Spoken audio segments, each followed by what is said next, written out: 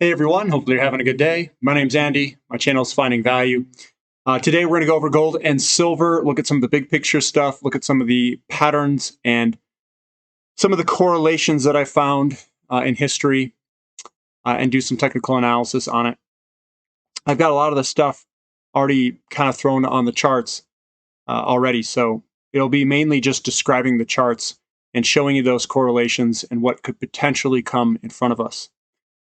So again, this is just my financial opinion. I'm playing around with stuff. And here we go. So here's the gold price on the upper left. And you can obviously see a pattern here that developed before 2000 breakout. And you've got all these red circles everywhere. The red circles are correlated to the housing unit starts. The circles are all in here.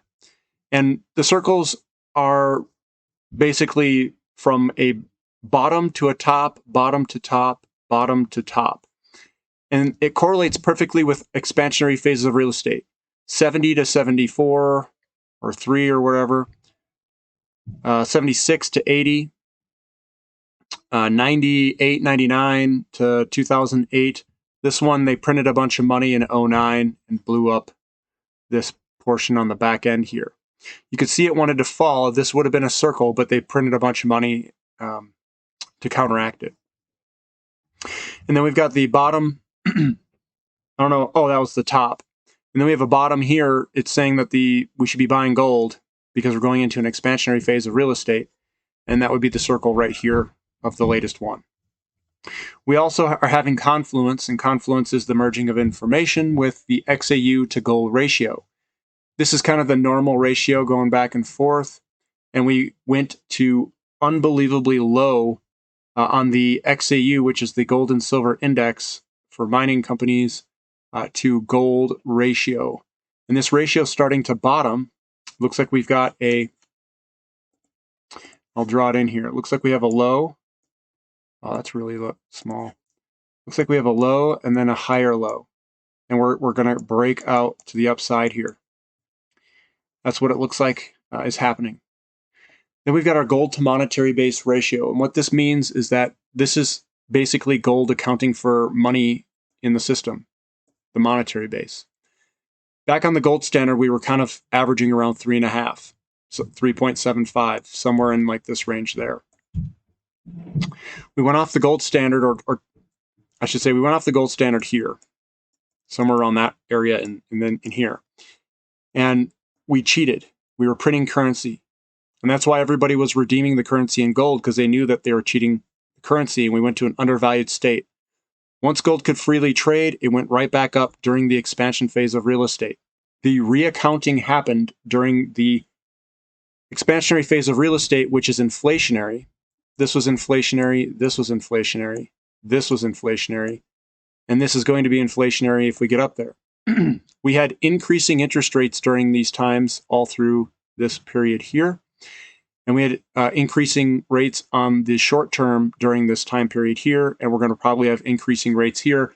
And we could have a paradigm shift where we were going in a declining interest rate environment. From this point here to this point here was a declining interest rate environment this entire time.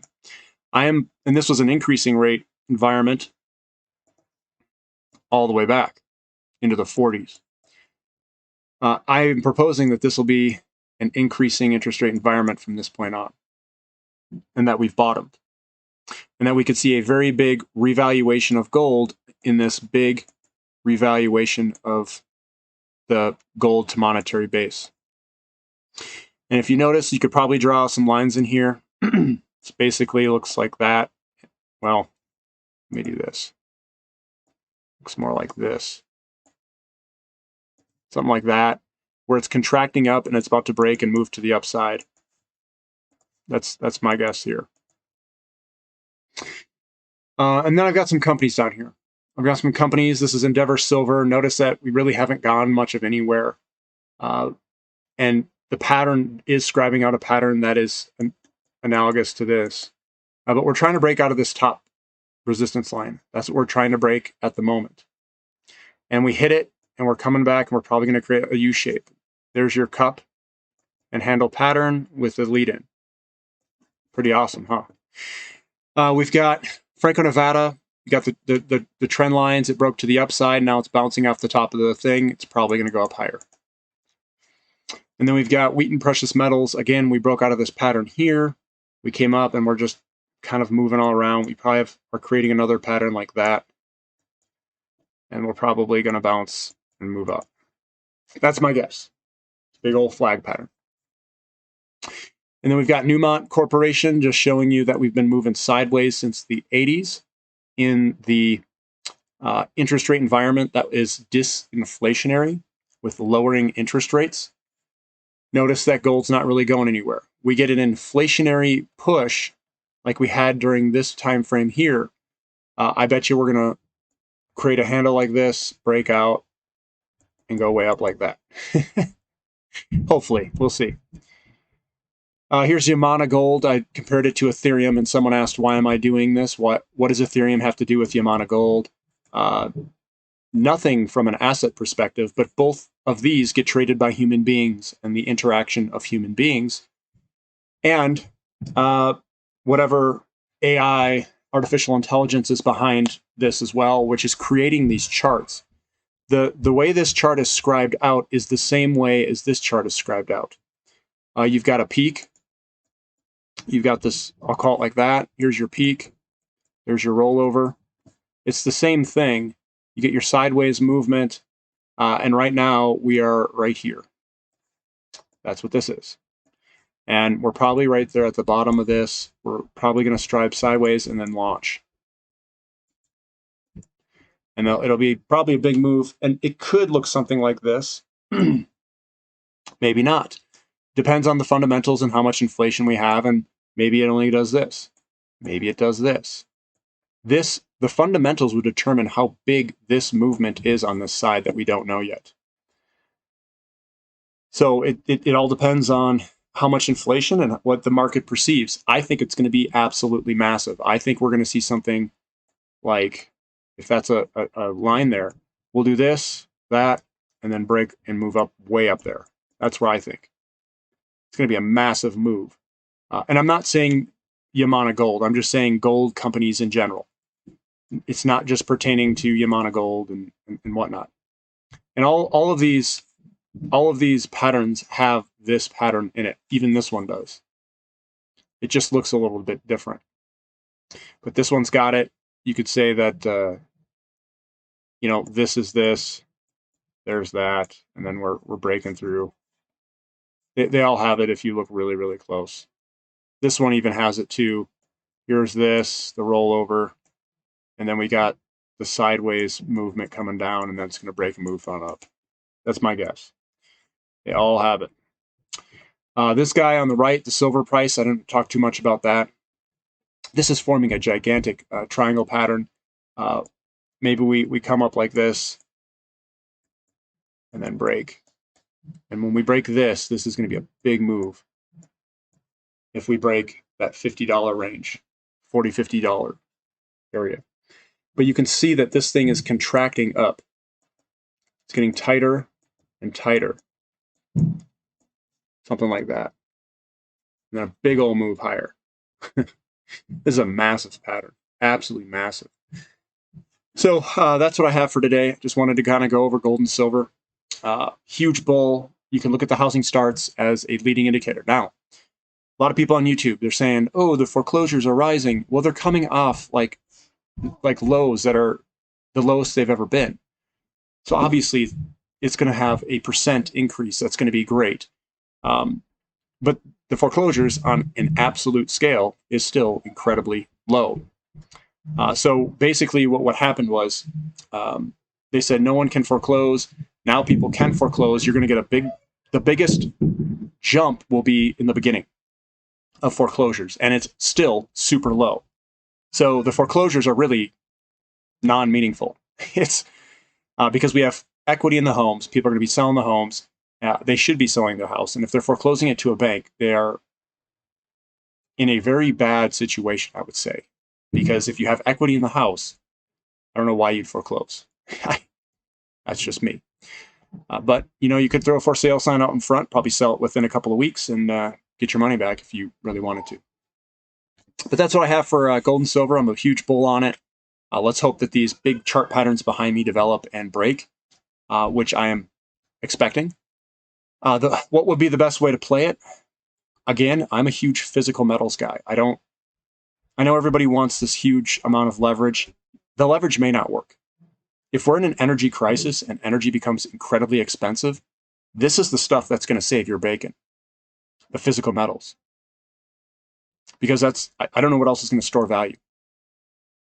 Because everything else is predicated off of growth. Stocks, it's all predicated off of growth. If energy becomes more scarce, or if we've mispriced future energy and what the cost of it's going to be, then all those are going to go way down in value. Because everything is predicated off growth. Bonds are predicated off of future payments. Dollars are predicated off of a repayment in the future because it's debt. All debt is future repayments. And if energy becomes more scarce or a lot more expensive, all of those things are going to be way overvalued because the paradigm is with cheap energy.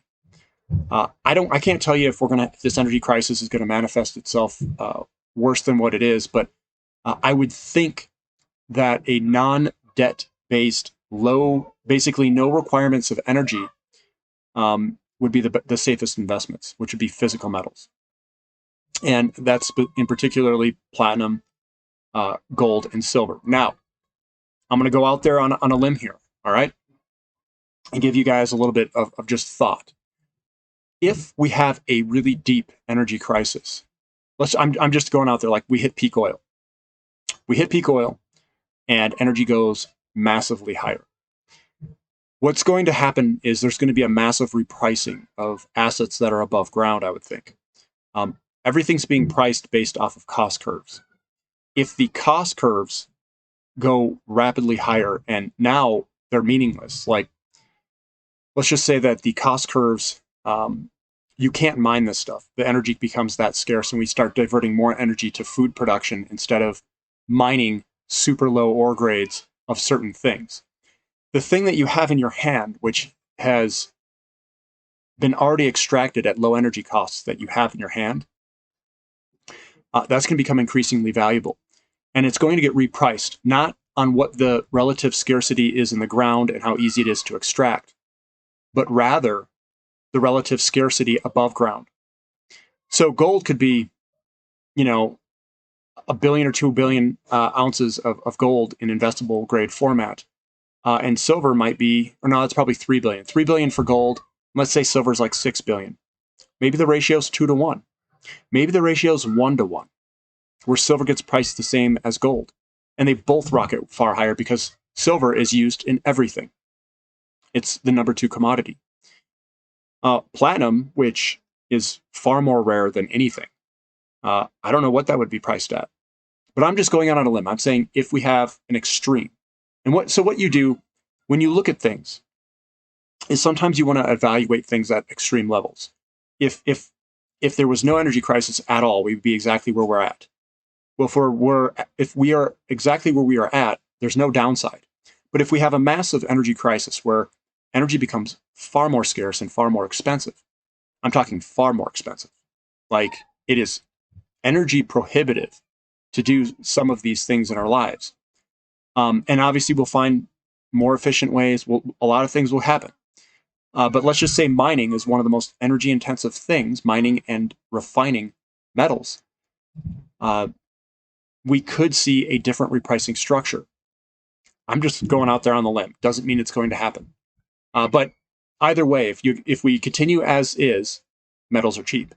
If something happens that's bad, like that risk that I told you about, an energy crisis, which we're kind of sniffing out a little bit, there's a huge upside. So that's my opinion there. And hopefully all this stuff works out. If you guys like my content, give me a thumbs up. Subscribe to the channel if you haven't already. And thank you for listening. This is Finding Value.